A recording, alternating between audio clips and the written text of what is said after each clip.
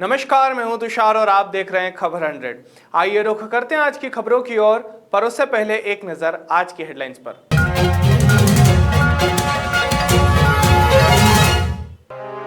प्रधानमंत्री के साथ मीटिंग पर बोले सीएम शिवराज, कोरोना वैक्सीन पर बोले शिवराज। उपचुनाव में मिली हार पर बोले जीतू पटवारी, भाजपा पर जमकर साधा निशाना। नकली नोट मामले में 5 आरोपी गिरफ्तार, शिप्रा थाना पुलिस की कार्यवाही। इंदौर डीआईजी एक्शन मोड में, टीआईएसआई सहित हवलदार लाइन अटैच।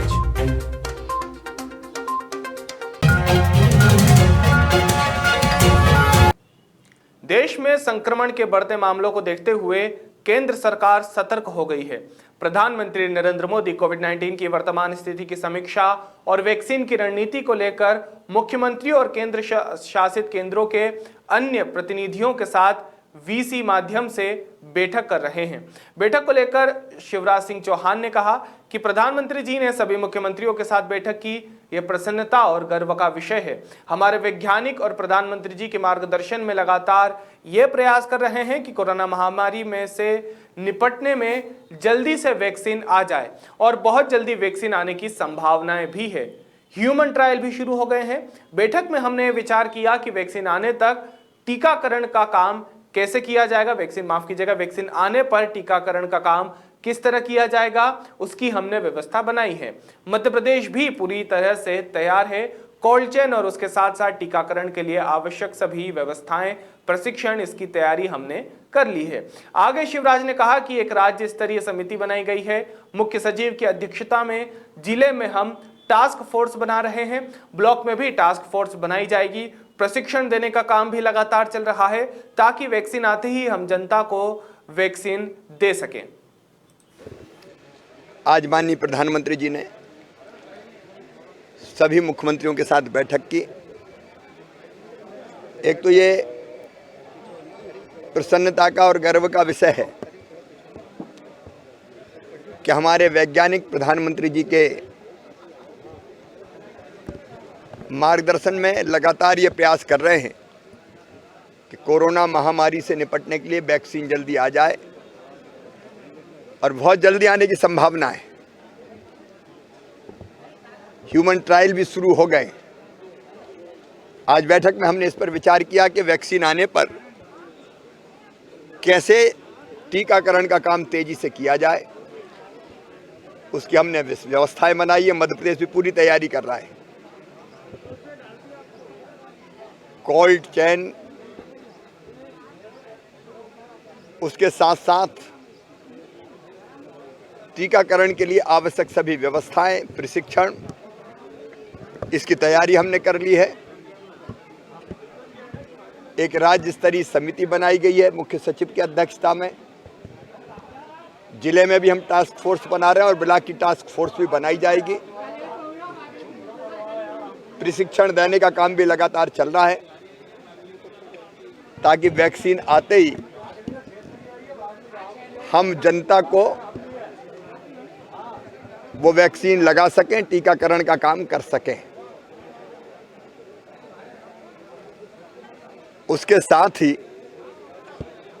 एक निवेदन जो प्रधानमंत्री जी ने भी किया, मैं अपनी जनता से करना चाहता हूं कि अभी तो वैक्सीन आई नहीं है, तैयारियां चल रही, जल्दी आएगी, ये विश्वास है। लेकिन वैक्सीन भी आ जाए तो हमको ढिलाई बिल्कुल नहीं रखनी, क्योंकि कोरोना से बचने का सशक्त अगर कोई माध्यम है तो वो मास्क लगाना है। इसलिए मास्क लगाए रखें, दूरी बनाने का प्रयास करें और सभी समाज सेवियों से, स्वयंसेवी संगठनों से मैं अपील करता हूं कि स्वयं भी मास्क लगाएं और अगर किसी ने मास्क नहीं लगाया हो तो उसको समझाइश भी दें। मैं भी समझाइश देने का प्रयास करता हूं। सर, लॉकडाउन लगाने का धन्यवाद। कोई कांग्रेस के कार्यकारी अध्यक्ष जीतू पटवारी ने मीडिया से चर्चा के दौरान कहा कि उपचुनाव में कांग्रेस ने अपनी बात जनता के सामने रखी थी और बीजेपी ने अपनी। कांग्रेस लोकतंत्र पर भरोसा करती है, जो जीता वही सिकंदर है। अब कांग्रेस सूबे में एक अच्छे विपक्ष की भूमिका निभाएगी और मध्य प्रदेश के विकास के लिए सरकार के साथ है। साथ ही जीतू पटवारी ने प्रदेश सरकार से सवाल पूछते हुए कहा कि मुख्यमंत्री शिवराज सिंह चौहान को बताना चाहिए कि जेल प्रहरी की परीक्षा विभाग से ने क्यों निरस्त कर दी है। परीक्षा निरस्त कर सरकार ने युवाओं के साथ धोखा किया है। साथ ही सरकार ने दीपावली से पहले कर्मचारियों को त्योहार बोनस में 10,000 रुपए देने की बात कही थी, जो अभी तक कर्मचारियों को नहीं दिए गए हैं। जीतू पटवारी ने यह भी कहा कि मुख्यमंत्री शिवराज सिंह चौहान ने उपचुनाव की सभा के दौरान दावा किया था कि बढ़े हुए बिजली के बिल माफ कर दिए जाएंगे, लेकिन बिजली विभाग ने वसूली शुरू कर दी है। मुख्यमंत्री को इस विषय पर संज्ञान लेना चाहिए।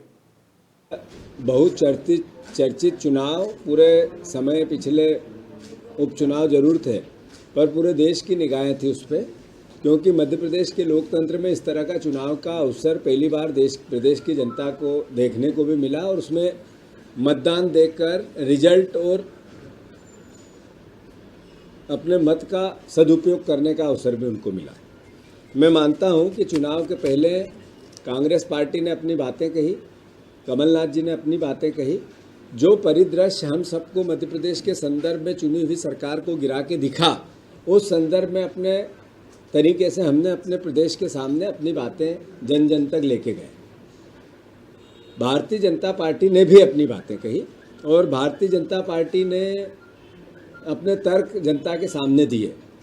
मैं चूँकि उन लोगों में से कांग्रेस पार्टी की विचारधारा ये कहती है कि लोकतंत्र में जो जीता वो सिकंदर, जिसको मत मिला, मैं मानता हूँ कि फिर लोकतंत्र की खूबसूरती है, एक ब्यूटी है कि विपक्ष में भी सकारात्मक रूप से कांग्रेस पार्टी अपने जो मूल स्वभाव है समृद्ध मध्य प्रदेश का, सबसे पहले देश सबसे पहले प्रदेश, और मैं मानता हूँ उस धर्म का पालन करते हुए आगे काम करेगी, बात करेगी। शिवराज सिंह जी ने जैसे ही सत्ता संभाली थी फिर से, उसके बीच में चुनाव के हमने कई आरोप प्रत्यारोप एक दूसरे पे लगाए और वो आरोप प्रत्यारोप जायज़ भी थे, पर चूँकि चुनाव हुए फिर से उनको अधिकार मिला मुख्यमंत्री बन के प्रदेश की सेवा का। मैं मानता हूं अब हमारा और उनका लक्ष्य एक होना चाहिए, समृद्ध मध्य प्रदेश की परिकल्पना, सकारात्मक लोकतांत्रिक व्यवस्था को मूर्त रूप देना। एक व्यक्ति जो अपनी सरकार चुनता है, अपना मुख्यमंत्री चुनता है, अपना विधायक चुनता है, सबका उद्देश्य वो सत्ता पक्ष में हो या विपक्ष में मिलकर मध्य प्रदेश को समृद्ध बनाने का, यहाँ के रोजगार देने का, यहाँ के बच्चों को, यहाँ की पीड़ाओं को हरने का, यहाँ के कर्मचारियों के साथ जो अन्याय होता है उसको लेकर एक सकारात्मक रूप से उनकी समस्याओं के समाधान का। मैं मानता हूँ ये कुछ सवाल मुख्यमंत्री जी ने चुनाव से पहले, चुनाव के दौरान 15 साल से पेंडिंग थे, वो आज भी बने हुए हैं। जैसे कि 36,000 शिक्षक भर्ती कंप्लीट हो गई, आज तक उनका आमंत्रण, उनकी जो योग्यता अनुसार उनको जो पद मिलने थे, ये काम पेंडिंग है। हमारे मध्य प्रदेश के लोग हैं, मध्य प्रदेश के परिवार के युवा साथी है, उनका जो इंतजार है, उनकी जो तपस्या है, वो इतनी ज़्यादा दूरी पे चली गई कि कई परिवार के लोग उसमें डिप्रेशन में जा रहे हैं, निराशा में जा रहे हैं, हमसे मिलने आ रहे हैं। तो मैं शिवराज सिंह जी से अनुरोध करता हूं कि इस संदर्भ में अतिथि शिक्षकों की भर्ती चूंकि कंप्लीट हो गई थी, उनको निर्णय लेना चाहिए। और चुनाव का मुद्दा भी था, सरकार गिराने का मुद्दा भी था। मैं मानता हूं कि इसको लेकर शिवराज सिंह जी जितनी जल्दी हो अतिथि शिक्षकों के साथ न्याय करे, ये कांग्रेस पार्टी सकारात्मक रूप से उनसे आग्रह करती है। इंदौर की शिप्रा पुलिस ने टोल नाके पर 200 का नकली नोट चलाने की सूचना मिलने के बाद घेराबंदी कर 5 लोगों को अपनी गिरफ्त में लिया है। सभी आरोपी हरियाणा के रहने वाले हैं, जिनके कब्जे से एक कार और 12,000 के नकली नोट जब्त हुए हैं। शिप्रा पुलिस को सूचना मिली थी कि ओमकारेश्वर से देवास जा रहे कार में 5 लोग नकली नोट लेकर जा रहे हैं। जब आरोपियों ने नोट रोड टोल टैक्स पर चलाने की कोशिश की तो टोल कर्मचारियों को संदेह हुआ, जिसके बाद तुरंत पुलिस को सूचना दी गई। पुलिस ने घेराबंदी कर सभी लोगों को गिरफ्तार किया है। फिलहाल शिप्रा पुलिस सभी आरोपियों से पूछताछ कर रही है। परसों थाना छिपरा पर टोल बैरियर पर 200 रुपये के नकली नोट देने की जानकारी प्राप्त होने पर 5 लोगों को 12,000 रुपये से अधिक की नकली नोटों के साथ गिरफ्तार किया है। थाना छिपरा पर प्रकरण कायम है और 5 आरोपी पुलिस रिमांड पर है, जिनसे पूछताछ की जा रही है। सर कहाँ से आ रहे थे, कुछ जानकारी? हरियाणा के मूलतः रहने वाले थे, ओमकारेश्वर से लौट रहे थे। टोल पर उन्होंने 200 रुपये का नकली नोट दिया, जिस पर टोल वाले ने जब पुलिस थाने को सूचना दी तो उनकी तलाशी ली गई और उस पर से 12,500 रुपये के नोट बरामद हुए, जो कि नकली थे। प्रकरण कायम कर ग्वालियर शहर की गोला का मंदिर पुलिस ने शातिर लुटेरों को गिरफ्तार किया है। पकड़े गए बदमाशों ने एक सड़क पर जा रही महिला का पर्स लूट लिया था। बाइक सवार यह दोनों युवक जिस महिला के हाथ में से पर्स छीन कर ले गए थे, उस पर्स में मोबाइल, पैसे और कुछ आभूषण रखे हुए थे। बदमाशों की वारदात के फुटेज एक दो जगह सीसीटीवी में कैद हो गए हैं। इसी के आधार पर पुलिस ने इन दिनों दोनों को गिरफ्तार किया है। इनमें से एक बदमाश के खिलाफ उपनगर ग्वालियर थाने में भी अपराध दर्ज है। वहीं पुलिस ने आशंका व्यक्त की है कि आरोपियों के और भी आपराधिक रिकॉर्ड हो सकते हैं, जिनकी जानकारी शहर भर के थाने से मंगवाई जा रही है। एक महिला से कुछ दिन पूर्व थाना गोले के मंदिर क्षेत्र में एक पर्स जिसमें कुछ पैसे थे, एक मोबाइल था, 2 बाइक सवारों ने लूट लिया था और गोले के मंदिर टीआई ने मेहनत करते हुए वो दोनों आरोपियों को गिरफ्तार कर लिया है और उनसे पर्स और मोबाइल जब्त कर लिया। क्या पुराने अपराध के रिकॉर्ड भी रहे इनके? वो अभी जब मेरी उनसे बात हुई थी तो पूरे ज़िले के थानों से ले रहे थे। गोले के मंदिर में उनका कोई आपराधिक रिकॉर्ड नहीं था और एक उसमें से आरोपी बहुड़ापुर क्षेत्र का था। संभवतः जो जानकारी मिली थी उसका वहाँ भी नहीं था, किंतु ग्वालियर में एक थाना क्षेत्र का अपराधी दूसरी जगह भी वारदात करता रहता है, तो सभी थाना क्षेत्रों से रिकॉर्ड बुलवाया था, तो वो अभी अपडेशन मैंने उनसे लिया नहीं। इंदौर डीआईजी हरिनारायण चारी मिश्र ने Khudel TI Rupesh Dubey, SI PP Pal सहित हवलदार मोहन डावर को थाने से हटा दिया है। तीनों पर टेंट लगाकर जुआ खिलाने का आरोप है। इनके विरुद्ध विभागीय जांच के आदेश भी दिए हैं। एसपी पश्चिम महेश चंद्र जैन के मुताबिक क्राइम ब्रांच ने शनिवार शाम ग्राम भड़कियां में दबिश देकर 40 जुआरियों को पकड़ा था। पूछताछ में आरोपियों ने बताया कि अड्डा बागली देवास निवासी सोनू शिवहरे और गोविंद खटकी का है। दोनों थाने पर साठगांठ कर जुआ खिलवा रहे थे। आईजी योगेश देशमुख द्वारा नाराजगी जाहिर करने पर रविवार शाम टीआई दुबे को लाइन अटैच कर दिया गया है। वहीं एसआई पाल और हवलदार डावर को निलंबित कर लाइन अटैच कर दिया गया है। क्राइम ब्रांच की टीम द्वारा थाना खुड़ैल क्षेत्र के अंतर्गत जंगल से एक संगठित जुए के संचालन के अड्डे को पकड़ा, जिसमें से 40 जुआरी तथा 3,40,000 से अधिक रुपया जब्त किया गया। प्रथम दृष्टया अपने कर्तव्य पालन में लापरवाही के कारण थाना प्रभारी खुड़ैल को डीआईजी महोदय द्वारा पुलिस लाइन संबद्ध किया गया है तथा बीट प्रभारी श्री पीपी पाल और प्रधान आरक्षक तोमर को निलंबित। ग्वालियर में कोरोना काल के काफी लंबे अरसे बाद एक बार फिर से जन सुनवाई का आयोजन होने लगा है। इस मंगलवार को एसपी ऑफिस परिसर में एसपी अमित सांघी ने यहां पहुंचे फरियादियों की समस्याओं को सुनकर उनके तत्काल निराकरण के आदेश दिए। जन सुनवाई में पहुंची एक महिला ने आरोप लगाया कि उसके पुत्र का 5 दिसंबर को विवाह होने वाला था, लेकिन ससुरालियों के कथित रूप से प्रताड़ित करने के कारण पुत्र ने 2 महीने पूर्व आत्महत्या कर ली थी, लेकिन पुलिस अपराधियों के खिलाफ कोई कार्यवाही नहीं कर रही है। मेरा मामला ये है कि 2 साल 2.5 साल से बातें कर रहा था लड़का मेरा राशिद। लड़की से रिश्ता भी हो गया था, 5 दिसंबर की शादी भी थी उसकी, सब तैयारियां कर रहा था। उसके बाद पता नहीं क्या बात हुई है, उसने फांसी का फंदा लगा लिया और पुलिस वाले कोई एक्शन नहीं उठा रहा है, मतलब कोई कार्रवाई नहीं कर रहे, हमारी सुनवाई नहीं कर रहे, भगा देते हैं हमें धुतकार के थाने जाते हैं। वो लोग ये बोल देते हैं कि मर गया तो मर गया। मेरा बच्चा फांसी लगाया है, उसने मोबाइल दिखाते दिखाते उसको मोबाइल हाथ में ही पाया गया है उसके। क्या कोई इसको प्रताड़ित कर रहा था? हाँ, उसका बाप उसका बहुत परेशान कर रहा था, 8 दिन से कुछ ना कुछ कह रहा था उससे। लड़की का बाप और लड़की से क्या बातें हो रही थी ये मुझे नहीं मालूम। नुवेरा के ये मंगलवार के दिन परंपरागत रूप से पुलिस अधीक्षक कार्यालय में भीड़ ज़्यादा रहती है और सभी तरह के इसमें मामले आते हैं। पति पत्नी के विवाद के भी आते हैं, संपत्ति के भी आते हैं और जो एक अधिक संख्या आती है वो इसकी आती है कि हमारी एफआईआर तो हो गई परंतु उस पर कोई कार्रवाई नहीं हुई।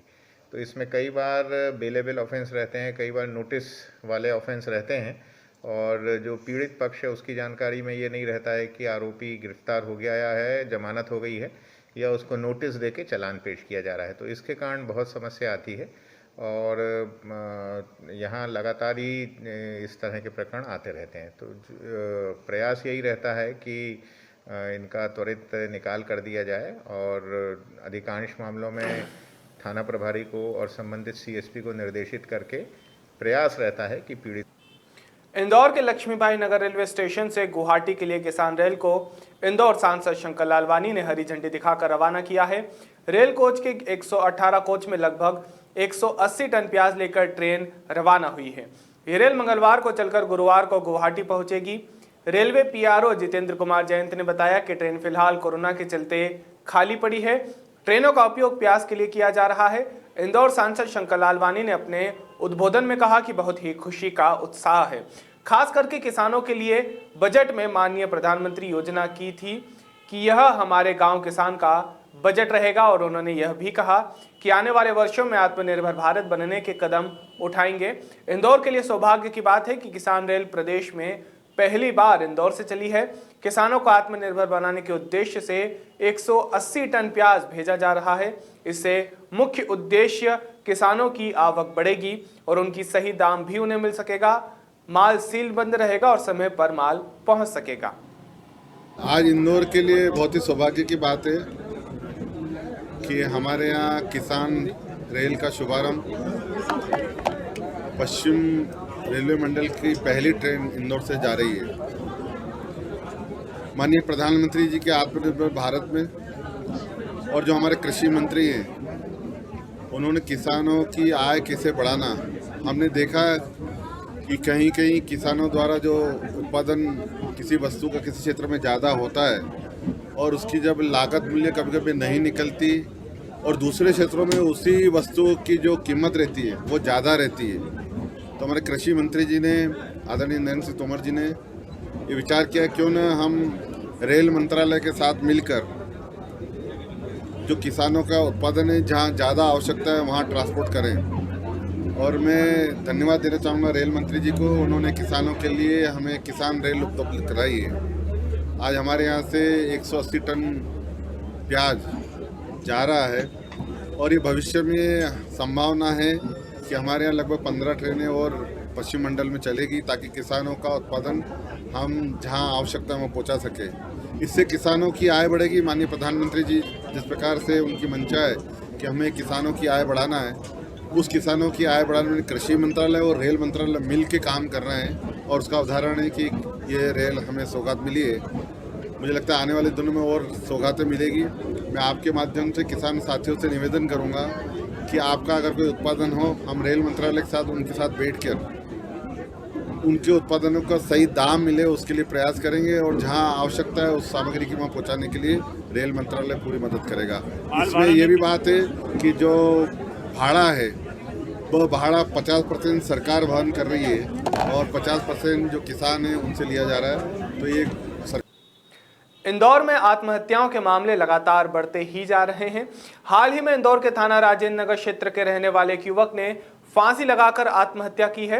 युवक इंदौर के थाना राजेंद्र नगर क्षेत्र के सिलिकॉन सिटी का रहने वाला था।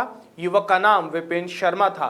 युवक पेशे से सॉफ्टवेयर इंजीनियर था और विगत कई वर्षों से सिलिकॉन सिटी से ही अपना कार्य कर रहा था। परिजनों की माने तो युवक ने किसी भी प्रकार का कोई सुसाइड नोट नहीं छोड़ा है। पुलिस ने मर्ग कायम कर जांच शुरू कर दी है। हाँ, जैसा कि इनके परिवार के लोगों ने बताया कि मतलब वो गले पर फंदा लगा करके जी विपिन उर्फ आसू पिता छक्कीलाल शर्मा निवासी सिलिकॉन सिटी पुश्तैनी निवासी, ये प्रॉपर भिंड के रहने वाले हैं और लड़का सॉफ्टवेयर इंजीनियर को अपना खुद का कारोबार चला रखा था और कमरे पर फांसी का फंदा लगा करके अपनी जीवन लीला समाप्त किया है। क्या मामला किस आधार पर इसने फांसी? नहीं, इसका कोई मतलब अपने पास में ऐसा भी साक्ष्य साबूत नहीं आया है। जैसा कि इनके परिजनों नहीं, ऐसा कोई सुसाइड नोट वगैरह ऐसा कुछ भी नहीं प्राप्त हुआ। पैसे का लेन देन तो विवाद नहीं है? नहीं, ऐसी अभी कोई भी जानकारी सामने अभी मतलब साक्ष्य के रूप में नहीं प्रस्तुत हुई है। ये जांच का विषय है, जो भी जांच में निष्कर्ष आएगा देखा जाएगा। नाम बता दीजिए। मेरा नाम ब्रिजलाल तिवारी, प्रधान आरक्षक थाना। इंदौर में एक बार फिर कोरोना के मरीजों की संख्या में इजाफा हो रहा है, जिसके चलते इंदौर की आध्यात्मिक संस्था Shri Ramakrishna mission heartfulness institute की सामाजिक संस्था रियल ऑफ चेंज फाउंडेशन संस्था के माध्यम से नगर निगम के सफाई मित्रों और के लिए 95 के उपलब्ध करवाए गए हैं। बता दें, इसके देश के विभिन्न क्षेत्रों में लगभग 6 लाख मास्क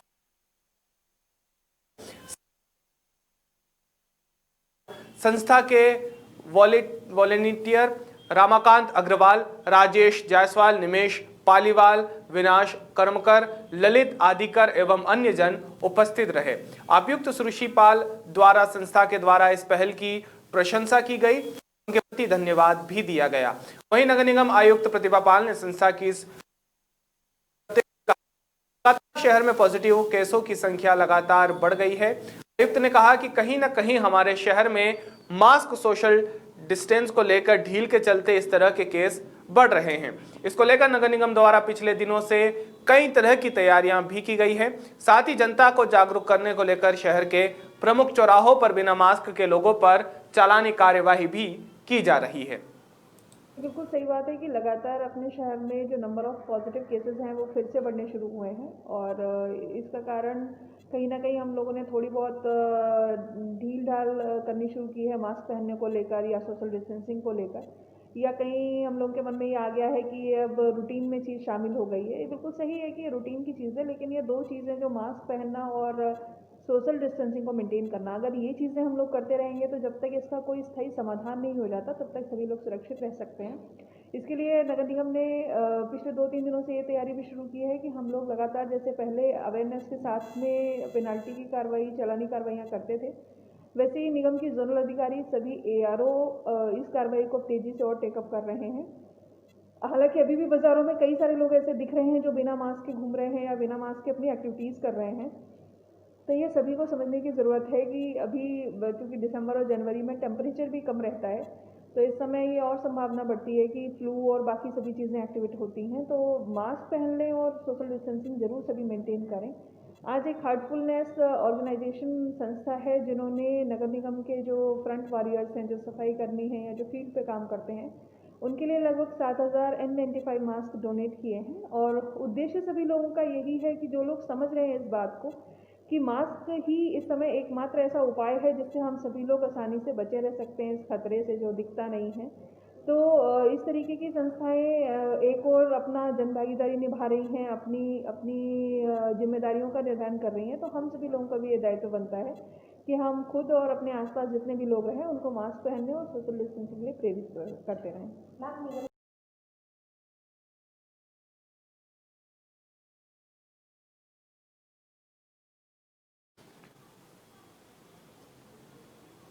इंदौर के द्वारिकापुरी थाना क्षेत्र में घर के बाहर खड़ी बाइक को जलाने का मामला सामने आया है।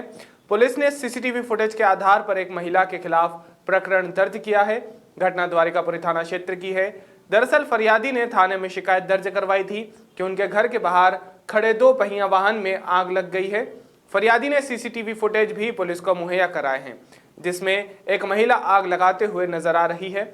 एडिशनल SP प्रशांत चौबे के अनुसार वाहन जलाने के पीछे मकान बनाने को लेकर विवाद की बात सामने आई है। फुटेज के आधार पर महिला के खिलाफ प्रकरण दर्ज किया गया है। फिलहाल द्वारिका पुलिस थाना पुलिस मामले की जांच कर रही है। बता देना मुझे, है ना? रोल महिला द्वारा एक वाहन जलाने का मामला सामने आया सर। ये एक FIR थाना द्वारकापुरी में हुई है, जिसमें आवेदक के द्वारा बताया गया कि उसकी बाइक को जलाया गया है, गाड़ी को जलाया गया है। और फुटेज देखने पर उसमें पता चल रहा है एक महिला जो आरोपी है, जिसका नामजद अपराध दर्ज हुआ है, उनके द्वारा वो तेल छिड़कते वगैरह दिख रहा है उस पर गाड़ी पे। तो प्राइम फेसिली पुलिस ने FIR दर्ज कर ली है और 435 में, और उसमें इन्वेस्टिगेट किया जा रहा है। मुख्य रूप से बात ये आ रही है कि पड़ोस में मकान बनाने को लेकर कोई विवाद था, उसी बात को लेकर ये घटना की गई है। सर इसमें किस तरह की आगे कार्रवाई की जाएगी कि महिला है? इसमें जो भी आरोप है और जो भी एविडेंस मिलता है तो आरोपी के खिलाफ कार्रवाई की जाती है। उसमें ये ऐसा अपराध है जिसमें महिला या पुरुष होने से कोई अंतर नहीं पड़ता है, अपराध है और उसमें विधिवत कार्रवाई की जाएगी। इंदौर शहर में लगातार चोरियों की घटनाएं बढ़ती ही जा रही है। इसी कड़ी में बाणगंगा थाना क्षेत्र से मामला सामने आया है, जहां चोरों ने ज्वेलर्स की दुकान को शटर उचकाकर चोरी को अंजाम दिया है। वहीं आपको बता दें, घटना बाणगंगा थाना क्षेत्र के मातेश्वरी कॉलोनी की है, जहां पर मेन रोड स्थित अलंकार ज्वेलर्स नाम से दुकान है, जहां पर चोरों ने दुकान के शटर उचकाकर वहां रखे सोने चांदी के आभूषण करीब 8 लाख रुपए के ले उड़े। वहीं दुकान मालिक अक्षय सोनी का कहना है कि करीब 4 चोरों ने मिलकर शटर उचकाकर चोरी को अंजाम दिया है। यह पूरी घटना सामने लगे सीसीटीवी में कैद हुई है। वहीं बाणगंगा थाना पुलिस ने फरियादी की शिकायत पर चोरी का मामला दर्ज कर सीसीटीवी के आधार पर चोरों की तलाश शुरू कर दी है। सर चेनी स्नैचिंग का मामला सामने आया सर, क्या है? अनपुरा थाना क्षेत्र में एक घटना हुई है और उसमें फुटेज वगैरह मिले हैं। आरोपी के बारे में काफ़ी कुछ जानकारी इकट्ठी कर ली गई है। बहुत जल्दी ही स्नैचर को पकड़ लिया जाएगा और इस वारदात से खुलासा कर दिया जाएगा। सर महिला क्या किस कार्य से निकली थी? अब उसके ज़्यादा जानकारी डिटेल यहाँ शो करना ठीक नहीं है, क्योंकि हम लोग रिस्ट्रिक्शंस भी हैं। पीड़ित महिला है और वो निकली हुई थी और उसके साथ घटना इस प्रकार से की गई है। वो सीसीटीवी फुटेज भी उसके मिले हैं। सर लगातार अन्नपूर्णा थाना क्षेत्र में तीसरी चेन अभी 3 वारदातें बैक टू बैक पिछले 15 दिनों में प्रकाश में आई हैं और उसके लिए हमारी पूरी टीम लगातार इसमें पर काम कर रही है। एक अलग से डेडिकेटेड टीम बना के जानकारीजर्स को तलाश निकाला जा रहा है और जैसे कि मैंने कहा कि बहुत जल्दी, जीवन मेरे ख्याल से 1 दिन के अंदर 2 दिन के अंदर ही हम लोग आपको परिणाम दें। इंदौर के लसुड़िया थाना क्षेत्र में कॉलोनी में काम करने के दौरान गड्ढे में मिट्टी धंसने के कारण एक मजदूर की मौत हो गई। सूचना मिलते ही पुलिस मौके पर पहुंची और मजदूर को बाहर निकाला, लेकिन तब तक उसकी मौत हो चुकी थी। पुलिस ने प्रकरण दर्ज करते हुए मामले की जांच शुरू की है। बता दें, मृतक का नाम बबलू सुखदेव है। खरगोन निवासी बबलू ओमेक्स सिटी 1 के ड्रीम होम में चौकीदारी करने के साथ ही मजदूरी भी करता था। मंगलवार को मृतक गड्ढे खोदने का काम कर रहा था, तभी जेसीबी चालक की लापरवाही से मिट्टी धंस गई, जिसमें बबलू दबकर मर गया। घटना के बाद मौके पर काम कर रहे अन्य मजदूरों में हड़कंप मच गई। तत्काल लोगों की मदद से बबलू को बाहर निकाला गया, तब तक उसकी मौत हो चुकी थी। सूचना मिलने पर लसुड़िया पुलिस मौके पर पहुंची और शव को पोस्टमार्टम के लिए भिजवाया है। मृतक के परिजनों ने ठेकेदार पर गंभीर आरोप भी लगाए हैं। जांच अधिकारी के अनुसार प्रथम दृष्टया जांच में जेसीबी चालक की लापरवाही सामने आई है। लसुड़िया पुलिस ने प्रकरण दर्ज करते हुए मामले की जांच शुरू की है। तो वहाँ तक जेसीबी लाई उसने, वो नहीं कूद रहा था अंदर। फिर आप मत बोलो, इंडिया बोल रहे हैं। तो वो उसने उसको खुदा बोला तू भर बोले, तो उसने आवाज नहीं दिया और ऊपर नाम उसका बबलू है। बबलू महाजन ये खड्डा खोद रहे हैं। हाँ, तो उसने जेसीबी वहाँ तक लाई और उसने उसके हाथ से उसने डाला हुआ मट्टी ऊपर डाल दी उसकी। अच्छा, वो उतरता नहीं। 2 बार बोला ठेकेदार को तो मैं नहीं उतरता, उसने माना नहीं, उतना गड्ढा कर दो, उसने इसलिए उतारा। ठेकेदार की है और भग गया गाड़ी छोड़ के, वहाँ तक भग गया। मैं चिल्लाई जब वापस आया। वो ठेकेदार का नाम मालूम नहीं, उनको मालूम है। 2 घंटे बाद निकाला उसने। ठेकेदार भी भग गया, वो भी भग गया, सब आ गए। उसके बाद आ गए सब यहाँ। गड्ढा भर रहा था जेसीबी से, उधर से ये गड्ढे में सफाई कर रहा होगा, तो वो माटी धस गई बगल से जेसीबी के पहिए से। क्या नाम था मृतक का? मृतक का नाम है बबलू सुखदेव। खरगोन का रहने वाला है। मैं चौकीदारी करता था और काम भी करता था, अपने परिवार सहित रहता था। इसमें किसकी गलती सामने आ रही है आपको? अब तो जेसीबी की है गलती, और क्या।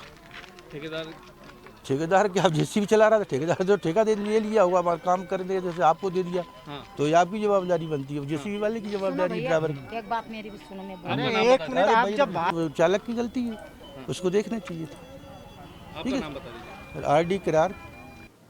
लोक स्वास्थ्य यांत्रिकी विभाग कुक्षी का प्रशिक्षण शिविर संपन्न हुआ। प्रशिक्षण शिविर का उद्देश्य ग्राम जल और स्वच्छता तदर्थ समितियों को जल जीवन मिशन के उद्देश्य प्रस्तावित नल जल योजना के कार्य और ग्राम जल और स्वच्छता तदर्भ समिति के गठन कार्य, कर्तव्य जिम्मेदारियां, नल जल योजना का प्रबंधन, संचालन, रखरखाव, पेयजल कर संग्रह कार्यकर्ता, पंप ऑपरेटर, वाटरमैन, चौकीदार की नियुक्तिकरण, लेखा जोखा, वार्षिक अंकेक्षण, सामाजिक अंकेक्षण किए जाने पर भी यहां पर चर्चा की गई। उद्देश्य है कि भारत सरकार ने जल जीवन मिशन 15 अगस्त 2019 को जो विभाग तैयार करा था, उसी के अंतर्गत जल जीवन मिशन की जो कार्य योजना तैयार करना है उसका प्रमुख उद्देश्य है। दूसरा जल जीवन मिशन का उद्देश्य है कि 2024 तक हर घर में शुद्ध पेयजल पहुंचाना है। तीसरा उद्देश्य ये है कि आज ग्राम जल एवं स्वच्छता समिति का जो गांव स्तर पे गठन किया गया है, तो समिति का गठन तो किया, लेकिन उस समिति के उद्देश्य क्या रहेंगे, उनकी जिम्मेदारी क्या रहेगी, उनके कर्तव्य क्या रहेंगे, उनकी जवाबदेही क्या रहेंगे, उसका एक ओरिएंटल यानी उन्नतीकरण करना था समितियों के सदस्य लोगों का, जिसमें विकास खंडों कुक्सी से आसपुर और बाकी डेरी गाँव तक, निसरपुर के तलवाड़ा और भैसला गाँव तक, दही विकास खंड के अतरसुमा और बर्दा गाँव तक। तो इसमें से कुल मिला के 24। अभी के लिए केवल इतना ही। बाकी ताज़ा खबरों के लिए जुड़े रहिए खबर 100 के साथ, जनता की बुलंद आवाज।